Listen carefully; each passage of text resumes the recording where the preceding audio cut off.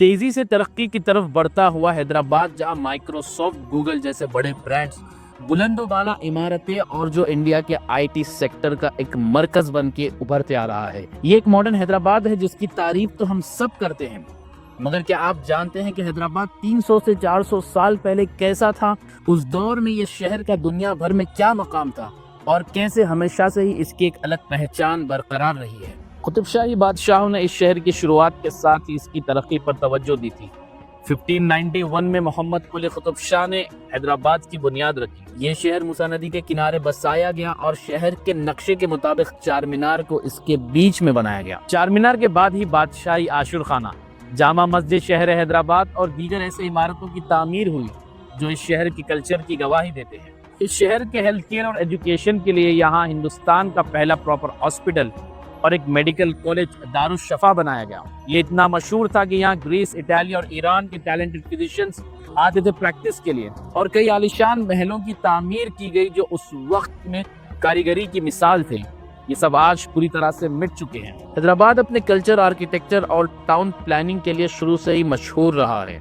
اس سب کے ساتھ ساتھ حیدرآباد نے تجارت کی دنیا میں جو مقام بنایا تھا، مورخ نے اس کو لکھ دیا جو آج بھی کتابوں میں درج ہے۔ ایبے کیرر، ایک فرینچ ٹریولر جو حیدرآباد آئے تھے، انہوں نے لکھا، Hyderabad is the centre for all trade in the east. Golconda سلطنت کے کلور مائنز اتنے بڑے تھے کہ یہاں 30,000 لوگ کام کرتے تھے۔ جادو ناتھ سرکار لکھتے ہیں، گولکنڈہ ایک بہترین طریقے سے آباد کی گئی زمین تھی۔ اس کنگڈم کا کیپٹل حیدرآباد صرف ایشیا ہی نہیں بلکہ پوری دنیا کا ڈائمنڈ ٹریڈ سینٹر تھا۔ دنیا بھر کے پیش قیمتی ڈائمنڈ کا سب سے بڑا ٹریڈ اور مارکیٹ یہیں سے ہوا کرتا تھا۔ ڈائمنڈز کے علاوہ حیدرآباد ٹیکسٹائل، اسٹیل پروڈکٹس اور بہترین تلواروں کی مینوفیکچرنگ کے لیے بھی مشہور تھا۔ مچھلی پٹنم اور سریکاکولم پورٹ سے چائنا، ایران، سعودی عربیہ اور اس وقت کے مشہور ملکوں کے ساتھ تجارت کی جاتی تھی۔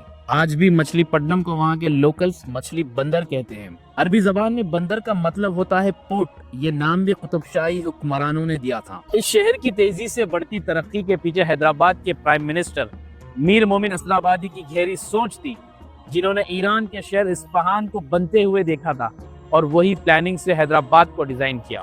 مین ٹی وی کی جانب سے ہر اس شخص کو یاد کیا جائے گا جس نے ہر دور میں حیدرآباد کی ترقی میں اہم کردار ادا کیا ہے، چاہے وہ کوئی بادشاہ ہو یا سیاستدان یا کوئی مرد مجاہد۔ ایسے ہی اور بھی ٹاپکس کے لیے جڑے رہیے حیدر علی ہاشمی اور مین ٹی وی کے ساتھ۔ شکریہ۔